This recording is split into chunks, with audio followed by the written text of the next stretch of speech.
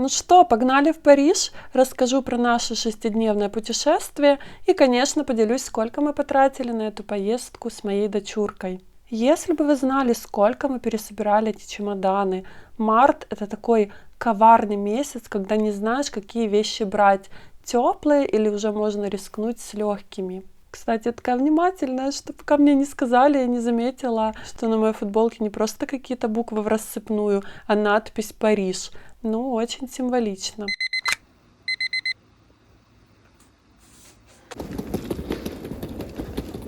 Так как в Украине самолеты, к сожалению, не летают, то путешествуем как умеем. 3 дня лесом, 2 дня полем. На этот раз через Польшу, вылет из Кракова. Из Киева до Кракова мы ехали с перевозчиком Pawluk Trans. Отзывы, конечно, спорные, но график нам подходил, да и мы не особо привередливые. Водители попались нормальные, помогали с чемоданами. Да, там, конечно, сиденья не очень раскладывались, и спать было некомфортно, но выжить можно. Билеты в обе стороны обошлись в 6000 гривен на двоих. Набрали кучу еды, потому что, что в дороге делать, кроме как спать и есть. Я только ехала и думала, хоть бы с погодой в Париже повезло, потому что прогноз был не самый радужный. Было достаточно много остановок, чтобы размяться, и вы поняли, сходить по нужде. В общей сложности 20 часов дороги, из них 5 часов на прохождение границы с Польшей. Час ночи мы наконец-то приехали в аэропорт Кракова. Но так как у нас вылет был утром, так что мы заранее забронировали номер в отеле Hampton by Hilton, он в 10 минутах ходьбы от аэропорта. Номер с завтраком обошелся примерно 91 евро. Как круто, что нету комендантского времени, ты в час ночи спокойно идешь по городу.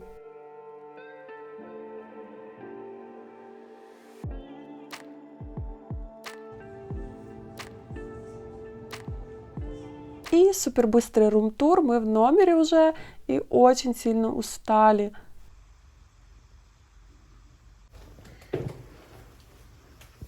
Подъем в 6 утра, поэтому мы поспали около 5 часов, чтобы спокойно позавтракать и пойти в аэропорт. Я, конечно, не успела помыть голову, воспользовалась сухим шампунем второй раз в жизни.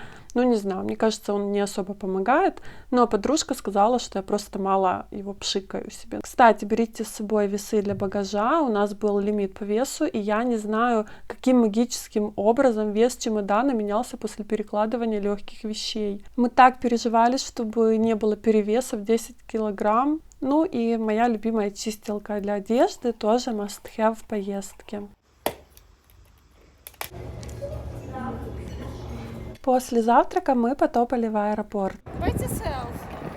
Аэропорт в Кракове довольно большой, но как бы я ни отвлекалась на дьюти-фри, кремчики, пахучки и всякое разное, я все равно жутко переживала перед полетом. Летать я боюсь просто пипец. Во время полета дочка снимала свой контент, поэтому я как-то отвлекалась.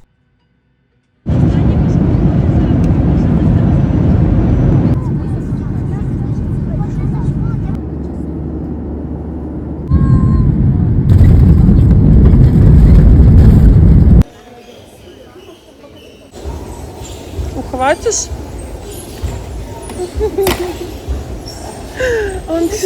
Мы прилетели в аэропорт Бове и сразу же онлайн купили билеты на автобус до Парижа. Спасибо, что у меня умные и сообразительные подружки. Бери себе детский. Все, next. Тепер води своє там, Оля. Билет стоит почти 30 евро на взрослого. Зато все быстро, билеты приходят на почту, не нужно стоять в очереди. Дорога до Парижа заняла еще около 2 часов. И вот мы в Париже в метро. Честно, с первого взгляда я поняла, что парижское метро — это не мое. На некоторых станциях нет ни эскалаторов, ни лифтов, и пришлось тащить тяжелые чемоданы самой.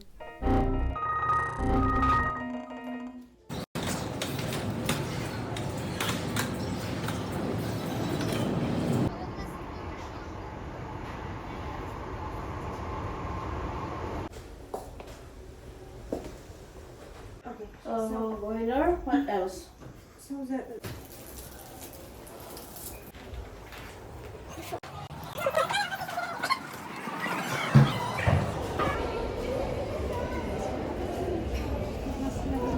Уставшие после дороги, мы все же решили прогуляться по вечернему Парижу до Нотр-Дама и заодно купить что-то покушать. Кстати, правду говорят, что тут реально очень много безхатьків, людей без жилья.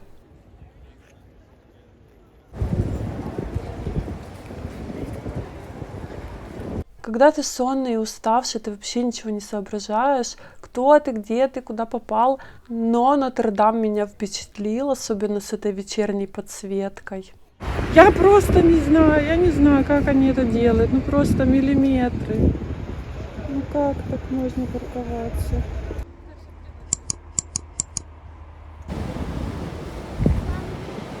Довольные мы зашли в магазин и потопали домой спадки.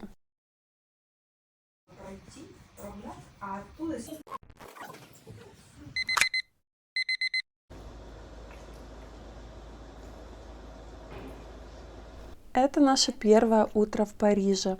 После завтрака мы отправились на авеню де Камуэн к знаменитой лестнице с видом на Эйфелеву башню.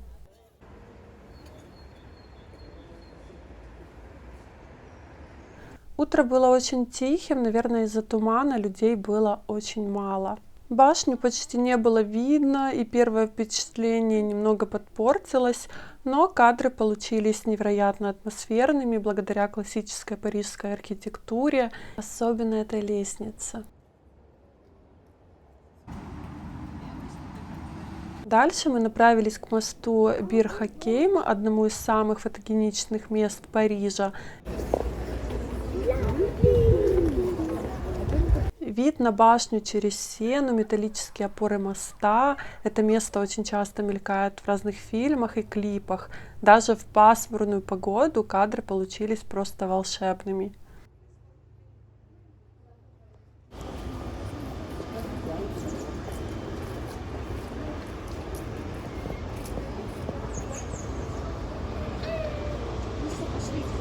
Потом мы решили покататься на метро. Чтобы не покупать каждый раз бумажные билетики, мы взяли карту. В ней, конечно, куча нюансов, но если без заморочек, то мы просто пополняли ее на нужное количество поездок. Наша цель была проехать по мосту Бир-Хакейм через Сену и снять видяхи с видом на башню прямо из вагона. Но тут начался какой-то стресс жуткий, к нам прицепилась толпа воришек, человек 8 или 9 характерной внешности. Они начали нас прессовать, лапать, и когда мы перебегали в другие вагоны, они бежали за нами. Настроение, конечно, подпортили. Очень красиво.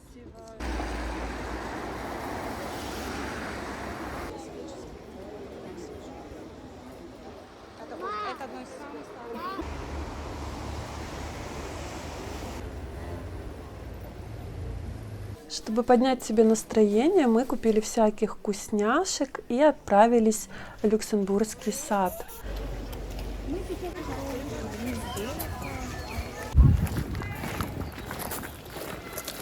Это просто волшебное место, невероятная красота, играет оркестр, атмосфера просто сказочная.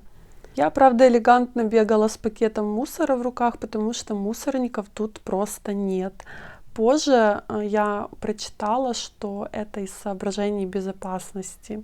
Зато стульчиков куча, можно присесть, отдохнуть, насладиться моментом.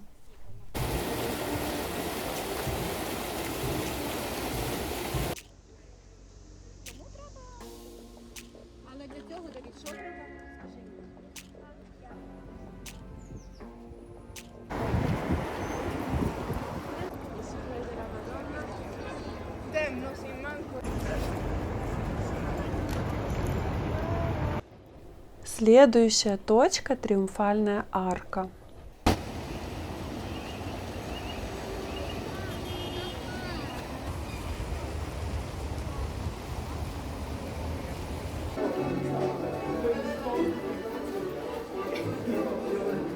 Пришлось отстоять большую очередь, чтобы подняться наверх. Билет стоит 16 евро.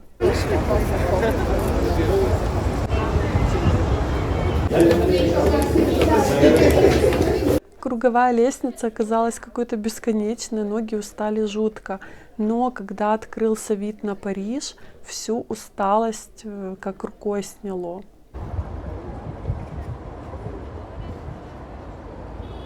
Когда ты поднимаешься наверх, перед тобой открывается невероятная панорама Парижа. Эйфелевая башня, ровные линии улиц, расходящихся звездочкой от арки, крыши домов. Все выглядит будто какое-то нарисованное.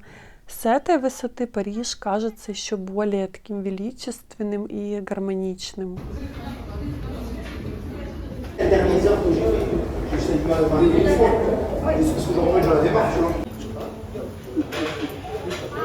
К 6 вечера мы зашли в уютный ресторанчик около арки, потом еще немного погуляли по городу и потопали домой.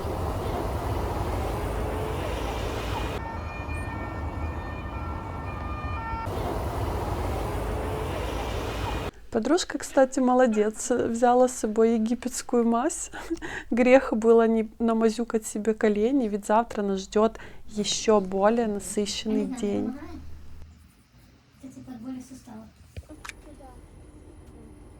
Утро третьего дня, и мы едем исполнять мечту — подняться на Эйфелеву башню.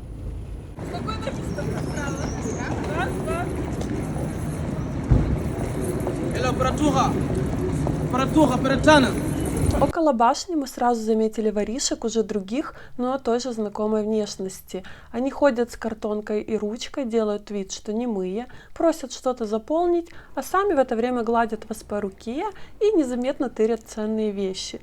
Местные француженки даже подходили и жестами показывали, чтобы мы держали сумки крепче и не велись на таких людишек.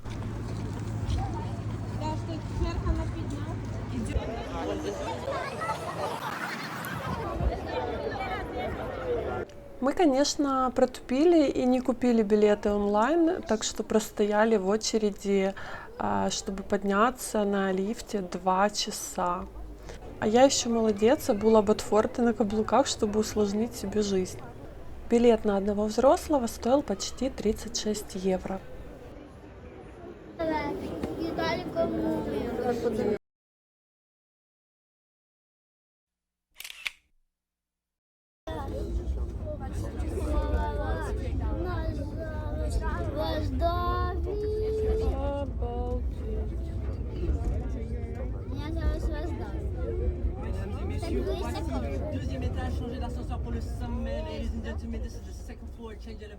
Это второй? Сначала мы поднялись на 2-й этаж. Вид на город открылся просто нереальный. Париж раскинулся перед нами как на ладони с его крышами, мостами и сеной, мерцающей вдали.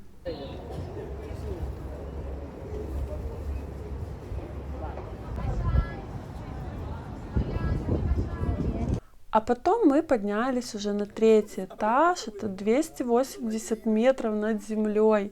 Пока мы ехали в лифте, уши заложило. Я просто офигела от этой высоты. Только представьте, как это все проектировалось и строилось. Каждая деталь, каждый изгиб металлической конструкции. Это же просто настоящее чудо инженерной мысли.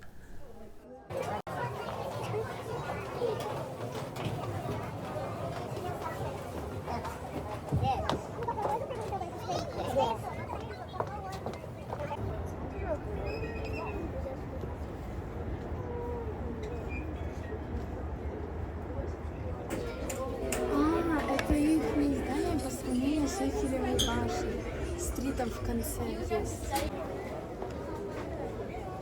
На башне мы провели около 1,5 часов, сделали кучу кадров и спустились вниз. Внизу тоже полно красивых мест для фото. Вокруг башни атмосфера просто невероятная.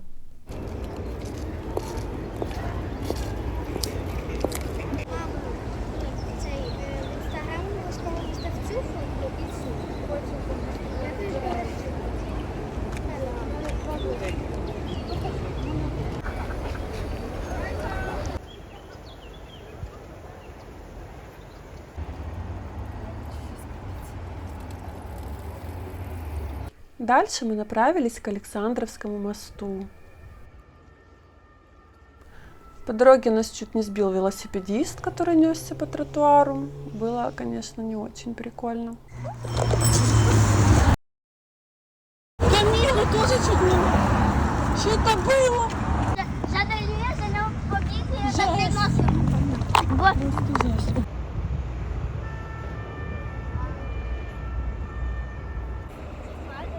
Да, давай, спасибо. А это что?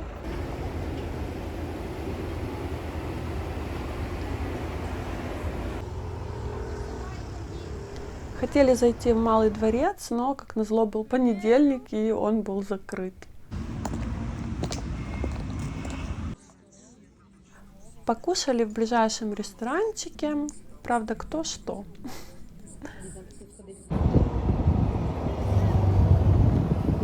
После ресторанчика мы отправились на выставку Дольче Габбана в Гран-Пале. Выставка называется «От сердца к руке», стоила она 41 евро на одного человека.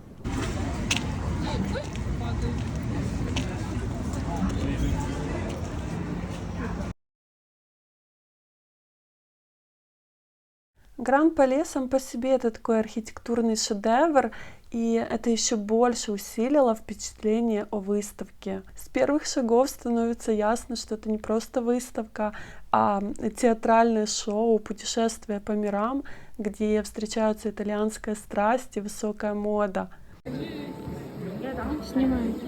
Более 200 нарядов из коллекции Альта Мода и Альта Сартория, если я правильно выговариваю, украшения, керамика, кружево. Здесь прям все дышит стилем Дольче Габбана, все такое яркое.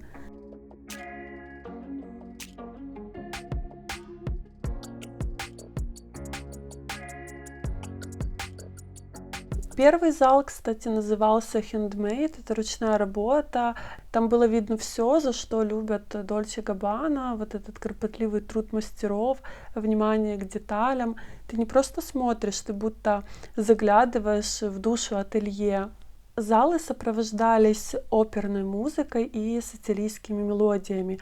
Кто-то писал, что музыка отвлекает, но ничего подобного. Она как раз-таки усиливает эмоции, и я считаю, что это просто гениальное дополнение. Где-то звук — это биение сердца, где-то звон бьющегося стекла. В одном зале звучала опера Беллини, а на платьях была ручная вышивка с ликами святых. В другом зале были сцены из итальянского фольклора, мозаика, золото, бархат. Это похоже на моду, которая рассказывает сказки, или даже фильм, только без экрана.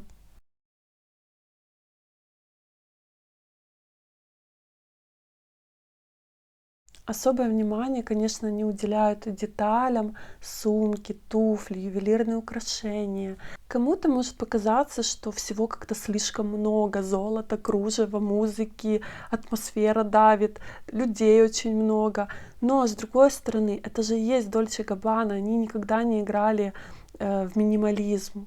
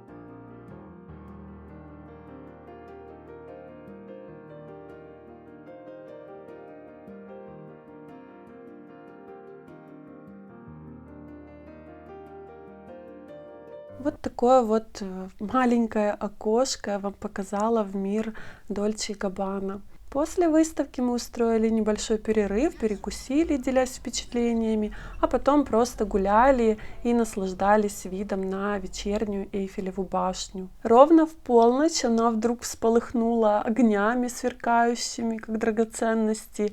И, правда, всего 3 минуты волшебства. И если вы не успели поймать этот момент, придется ждать еще целый час.